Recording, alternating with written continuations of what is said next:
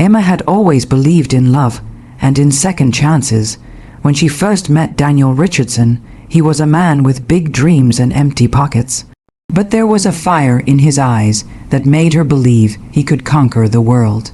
Back then, they were both struggling, juggling multiple jobs, living paycheck to paycheck in a cramped apartment, and praying for better days.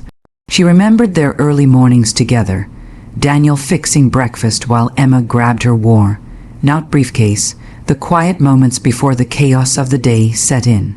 She stood by him through thick and thin, supporting his small business as it teetered on the edge of collapse more than once.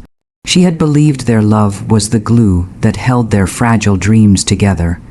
For 7 years, they had built their life on trust, sacrifice, and hope. But everything changed the day Daniel inherited $33 million from his estranged father's estate. The news came like a thunderclap.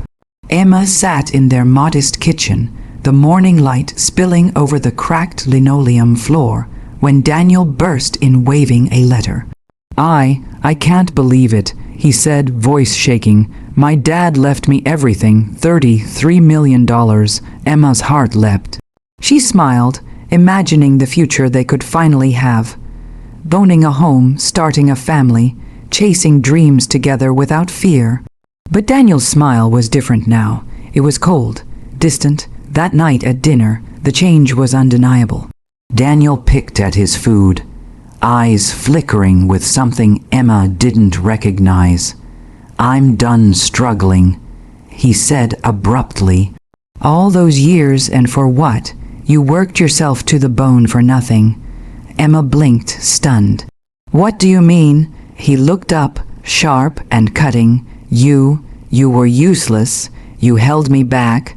The words hit her like a punch to the stomach. "Daniel, I stood by you. I believed in you." He laughed. "Bitter and cruel, believed in me. You were just dead weight. Now I'm free and I don't need you anymore." The next morning, he handed her a suitcase. "I'm done. Daniel, please." Her voice cracked, but he was already shutting the door. Emma stood on the porch, suitcase in hand, the crisp autumn air swirling around her, cold as the emptiness in her chest. She was thrown out of the life she'd helped build, called useless by the man she loved. But as the door slammed, a quiet flame sparked inside her. She wasn't done yet. Emma sat quietly in Sophie's office, the soft hum of the air conditioner and the steady tick of the clock, the only sounds breaking the silence.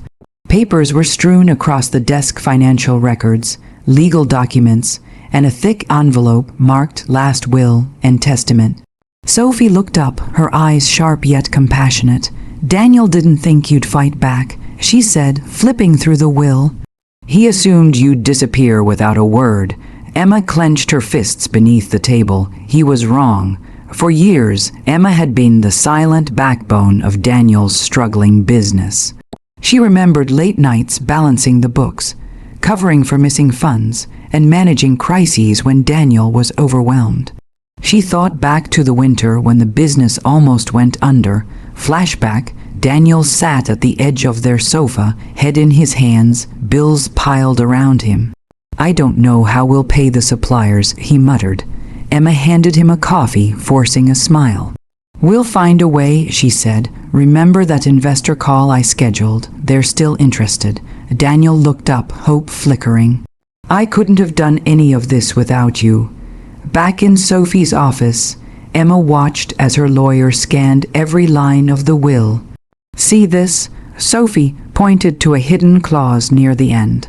"Inheritance shall be granted to the sole heir only upon the condition that all legal and marital obligations are upheld at the time of inheritance." Emma frowned. "What does that mean exactly?" Sophie leaned back, thoughtful. "It means Daniel has to honor all the commitments he had when his father passed away. If he tried to cut you out or throw you away immediately, that could be a breach." Emma's heart raced. "Can we use this?" Sophie smiled grimly. "We can, and we will." They started building their case, gathering proof of Emma's contributions, tracing marital assets, and documenting Daniel's sudden cut-off. Emails, receipts, voice messages, each piece a nail in Daniel's arrogant coffin. That night, Emma sat alone in her small apartment, staring at her reflection in the dark window. The pain was still fresh, but beneath it, a new strength was growing. She was no longer the useless wife Daniel claimed she was. She was the woman who saved their business, the woman who stood up when no one else would. And soon she'd make sure the world saw it too. The courthouse loomed tall and cold, its marble steps gleaming under the harsh midday sun. Emma's heels clicked sharply as she walked up the stairs. Her posture straight, face calm but fierce. Behind her, Sophie carried a thick folder, the weapon they'd wield in the battle ahead. Inside, Daniel lounged arrogantly, draped in designer fabric and entitlement. His smug smile was as sharp as the suit he wore, his eyes glinting with confidence. But today, that confidence was about to shatter.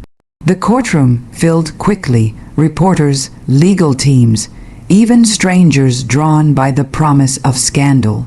Cameras flashed as Emma took her seat, no longer the woman discarded on a porch. Sophie stood first to speak, her voice steady and commanding. "Your Honor, we are here to prove that Daniel Richardson unlawfully attempted to deny Mrs.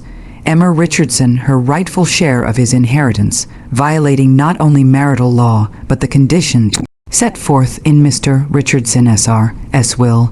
The judge nodded, eyes sharp. Daniel sneered, leaning into his microphone. "She's after my money, nothing more." Emma's lips pressed into a thin line, but her eyes burned with quiet fury. Sophie called the first witness, Emma herself.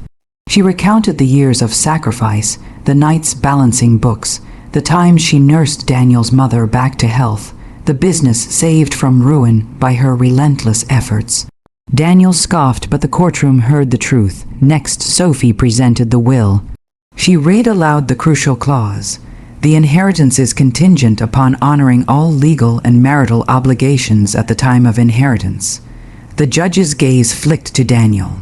Sophie then laid out the evidence, emails where Daniel cut Emma off from joint accounts immediately, financial records showing assets moved without consent, and recorded messages proving Emma's indispensable role.